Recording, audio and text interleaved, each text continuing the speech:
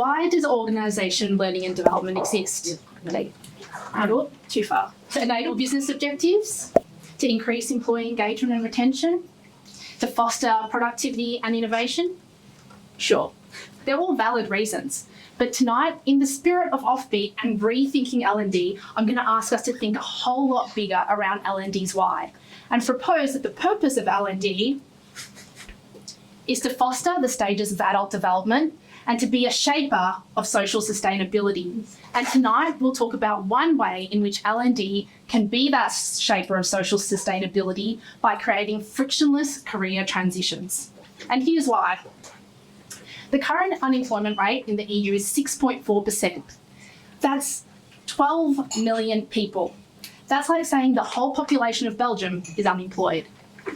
And this is costing the EU $297 billion annually in unemployment benefits. And we know that there's a two-way relationship between unemployment and mental health issues. And that is contributing to 600 billion euros in mental health care spend. Billion, not million. But we're not statistics, we're people. So let's look at some representative cases. This is Samira. She's an amazing product designer who was part of the recent tech layoffs.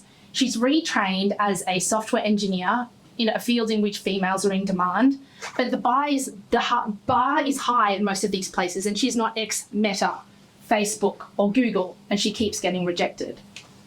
Or take Jan, one of the thousands of Dutch farmers who is being forced into a career transition or early retirement as the Dutch government is buying back farming land to reduce nitrogen pollution.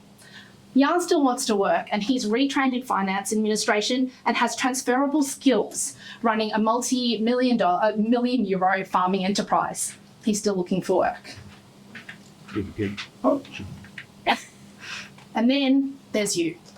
Think about a career transition that you've made. How long did it take? Did you face rejection? What were your feelings around your confidence, stability, and financial security? Folks, career transitions generally suck. They ooze social inequity and subjectivity. And this is worrying given that the majority of us will change careers 5 to 7 times across our working lives. Career transitions hinge on transferable skill sets. And I'm beginning to wonder, are transferable skills a beautiful lie at scale across organisations and industries? And this is where I think L&D can help in turning the way that we help transferable skills be contextually applied and help those transferable skills become a reality.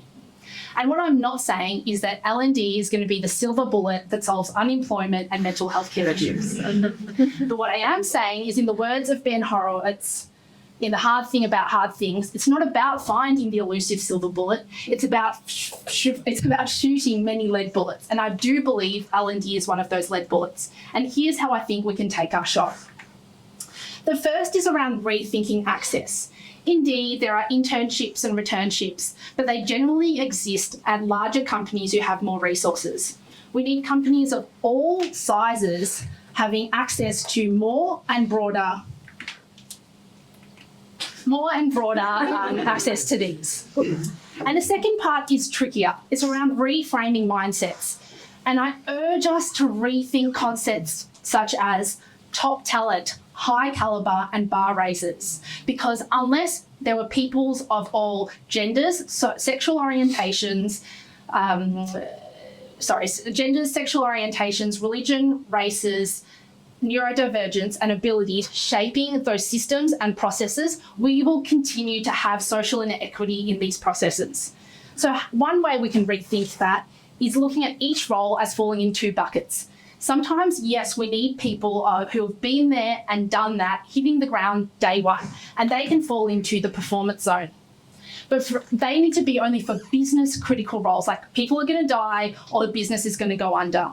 But for the rest of those roles, how can we look at how we helped career transitioners of all diverse populations contextually apply their transferable skills? And this is where I think L&D holds the key in how we can make that process happen and increase speed to value. And to do that, we need to redefine career models from linear pathways and Tetris-like career transitions into something more organic. And what I'm proposing is that we copy nature. And nature uses something called the adaptive cycle, in which there are 4 phases. So let's do the same things for careers, where time and time again, employees, including us, are going to go through 4 phases of growth, stabilise, release, and reorganise.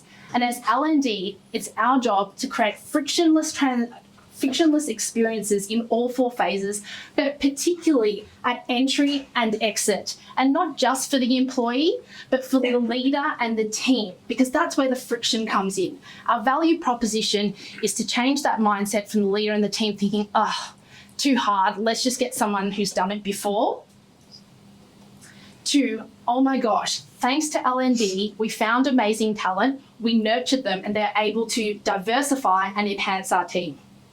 Look, as the saying goes, all models are useful, all models are wrong. And I'm not saying that this is perfect, but if you here tonight and anyone watching online has a passion for thinking in systems and creating point solutions, let's jam. Let's reshape L&D's role in career transitions. Because for you, for me, for Samira, for Jan, and all the people they represent in the EU and the world, it's not about how good we are today. It's about how good we're going to be across each and every one of our career transitions. And L&D holds the key to help us contextually apply those transferable skills. And in doing so, L&D will be an economic driver and a key shaper of social sustainability. Thank you.